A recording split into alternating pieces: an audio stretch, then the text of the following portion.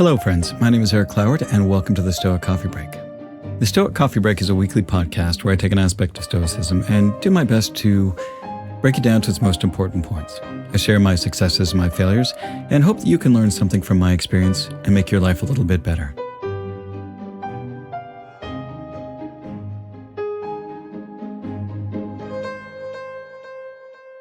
This week's episode is called, What Do You Deserve?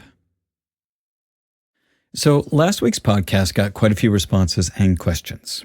Some of them turned into some back and forth discussions about some of the ideas that I talked about last week. So I want to dig into them a little bit deeper in this episode.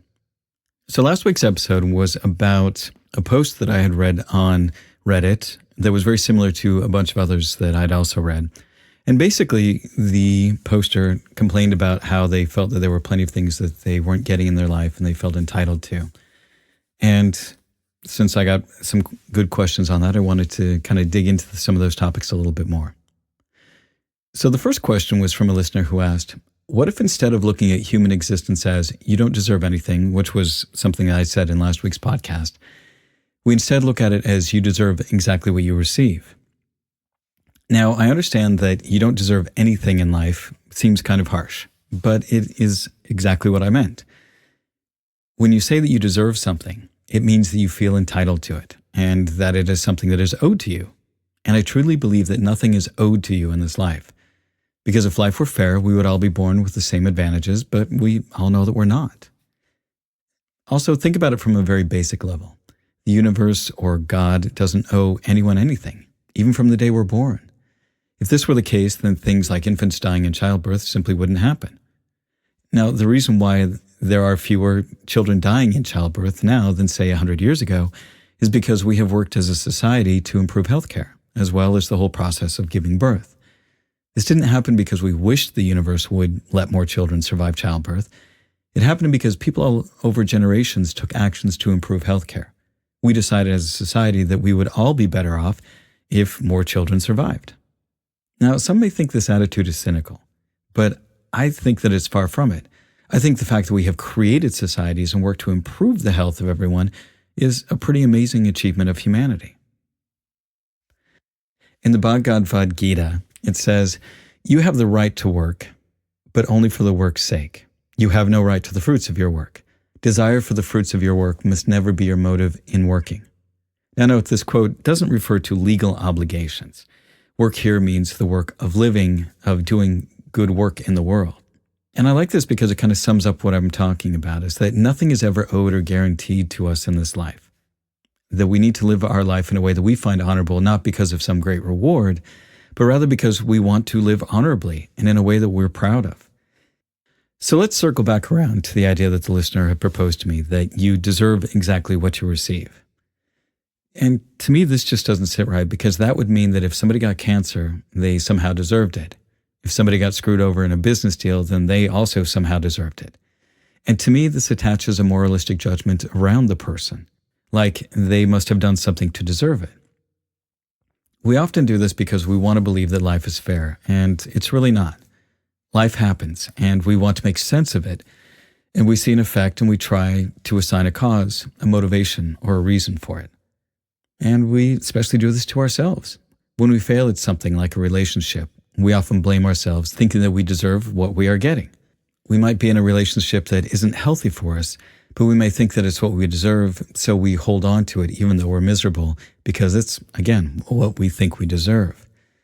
Now, Epictetus warned of this when he said, "An ignorant person is inclined to blame others for his own misfortune. To blame oneself is proof of progress, but the wise man never has to blame another or himself." And what this means is that when we blame others or ourselves, it is because we had expectations that were not met. If we can understand that, then we can deal with what is rather than getting upset about what should be. So this listener then responded saying that they were leaning towards the idea that the universe gives us what we need to learn. And I know that many people out there feel this way, but to me that begs the question, who or what determines what we need? Does that mean there is some God, universe, intelligence giving us these things for us to learn? Now, I'm of the mind that life just happens. And with that said, I think that there are plenty of opportunities in this life for us to learn if we decide to take them. Plenty of people decide not to take them. And this is why the Stoics were so insistent on understanding the things you have control over: your thoughts, your choices, and your actions, in short, your will. The only way that you can learn something from an experience is because you choose to do so, because you give some kind of meaning to an experience that helps you learn from it. This means that you have to make an effort and choose to learn and grow. It doesn't just happen. For example, two people can go through a car wreck and have two totally different outlooks on what happened. One person can survive it and think that it was the worst thing that ever happened because it almost killed them. Another person can see it as a life-affirming event that reminds them of the shortness of life so that they are grateful for all the moments that they have left. So Ryan Holiday said, "The obstacle in the path becomes the path. Never forget, within every obstacle is an opportunity to improve our condition." And for me, this means that there's always an opportunity to learn from any experience, but we just have to step up and take it. You have to develop a mindset to learn from a challenge that comes your way. That way, it doesn't matter what experience happens to you, you will learn from it. You will take those opportunities where others won't. All right, let's move on to another question. So this listener writes, "Hey Eric, I think the problem is most of us think that when we do good to others, then we will get to the same, but it doesn't happen. And many of us end up being sad. Right now, I'm in the same situation where I feel I deserve something, but I'm not getting it, and I constantly fail to achieve it. And I feel sad. I want to know how I can avoid this mental obstacle and how I can cultivate a habit in long term where this type of mental blocks don't slow my growth or doesn't affect my well-being. Also, do you believe in karma? I want to know what your thoughts are on the Stoic view on it." All right. So one of the fundamental Stoic principles is to recognize what you can and what you can't control. And to be honest, this is probably the most important principle, and I think that most other principles are built off of this one simple yet powerful idea.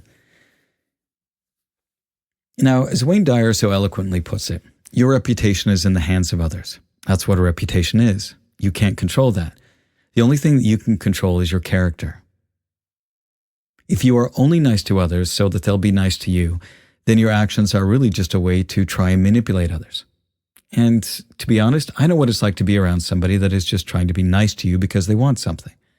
That something might just be for you to like them or because they're trying to get something from you, but nonetheless, it doesn't really feel good when others are trying to manipulate you. And the way that you inoculate yourself against this kind of unhappiness is to decide to live in a way that you want to live regardless of what others do. Your choices and actions are the only things that you can control, so you need to decide what path and what particular principles you want to follow in your life. In this case, the principle is that you want to be a kind person, not because of other people, but because it's the kind of person that you want to be. You can't control if others will be nice to you. And if you're only nice to others when they're nice to you, then you are allowing them to control you. You should act with kindness regardless of how others act towards you. How they act should not dictate whether or not you live a certain principle. So for the second part, do I believe in karma? At its origin, karma is a belief in Hinduism and Buddhism that your actions in this life have consequences in the next life. Since I don't believe in either an afterlife nor reincarnation, I don't believe in this definition of karma. I also don't believe in karma in the more modern, kind of tit-for-tat way that many think about it. Most people think that when they talk about karma, that it's some kind of force that if you do something bad, then something bad will happen to you. And I don't think that it's ever that cut and dry. That would mean there's some unseen external force out there that is judging what you do. And again, what's the criteria? And who or what is making those decisions? What I do believe is that your actions have consequences, though those are often unseen and hard to trace. I believe that what you put out into the world does come back to you. For example, being kind to others doesn't mean that they'll like you. But if you're mean and angry with others, there's a pretty good chance they won't want to be around you. If you are kind to others, even when they are not kind to you, then you can feel good about yourself. How they feel about you doesn't matter. You are in control of your life because you have made a decision of how you want to live. And this spills over into all other areas of your life. I find that when I'm kind to others, then I'm generally surrounded by others who are kind to me. And if they're not, then I do my best to still act the way that I want to and not let them control me in that way, and I just usually end up spending less time around them. The idea of a fair world is a hard one to shake. We think that things should just balance out in a certain way, and we're often frustrated when they don't work out the way that we think they should. And really what it comes down to is that we have expectations on things that are outside of our control. And when those aren't met, well, we aren't happy. When you can recognize that you have the power to be the kind of person that you want to be in any situation, then you have the opportunity to control the one thing that you can in this world, yourself. And that's the end of this week's Stoic Coffee Break. Be good to yourself, be good to others, and thanks for listening.